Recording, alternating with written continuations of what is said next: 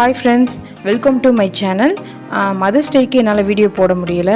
இங்கே ஒரு நெட்வொர்க் ப்ராப்ளமாக இருந்தது. அதனால தான் எல்லோருக்கும் அன்னையர் தின நல்வாழ்த்துக்கள். எங்கள் அப்பா எப்போதுமே ஒரு விஷயம் சொல்லுவாங்க, உங்கள் அம்மாவுக்கு காய்ச்சல் அடித்தாலும் சரி, கோழி கூவுதோ கோழி கூவலையோ, எப்படி தான் 4 மணி ஆகுறது தெரியுமோ கரெக்டாக எந்திரிச்சிருது அப்படின்னு அடிக்கடி சொல்லிகிட்டே இருப்பாங்க.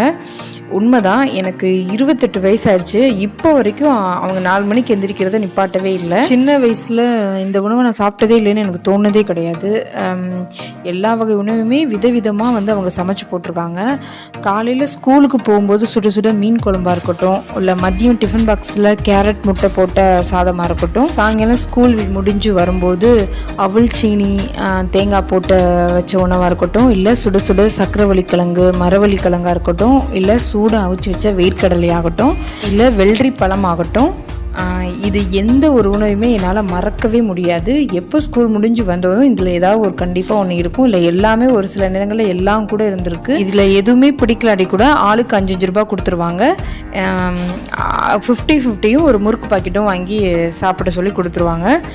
ஸ்நாக்ஸ் அப்படிங்கிற விஷயத்தில் எங்களுக்கு என்றைக்குமே நாங்கள் எந்த ஒரு விஷயத்துக்குமே ஏங்க விட்டதில்லை. அதுதான் உண்மை. அம்மா சமைக்கிற முறை ரொம்ப அழகாக இருக்கும். கிச்சனுக்கு அவங்க போகிறதும் தெரியாது, வெளியே வர்றதும் தெரியாது. சூப்பராக சமைச்சிட்டு வெளியே வந்துடுவாங்க.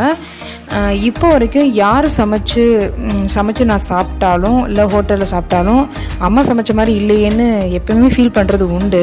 அம்மா சமைக்கிற எல்லா உணவுமே எப்போதுமே சூப்பராக தான் இருக்கும். இங்கே வாரத்தில் பல நாட்கள் நான்வெஜ் இருக்கும். அப்படி இருந்தாலும் சில நேரங்களில் வாய்க்கு ருசியாக எதுவுமே இல்லையேன்னு எனக்கு எப்பயுமே தோணுனது உண்டு. அந்த நேரத்தில் அம்மா வைக்கிற அந்த பச்சை பாசிப்பயிறு அந்த குழம்பு இருந்தால் நல்லா இருக்குமேனு பல நேரங்கள் எனக்கு தோணுனது உண்டு. அது அவ்வளோ டேஸ்ட்டாக இருக்கும். எல்லா குழம்புமே தண்ணியாக தான் வைப்பாங்க, ஆனால் அவ்வளோ டேஸ்ட்டாக இருக்கும். எல்லா அம்மாக்களுமே எப்போதும் தன்னுடைய பாசத்தை உணவு மூலமாக தான் குழந்தைகளுக்கும் இல்லை கணவருக்கும் நிரூபிப்பாங்க. என்னுடைய அம்மாவுக்கும் எல்லா அம்மாக்களுக்கும் அன்னையர் தின நல்வாழ்த்துக்கள்.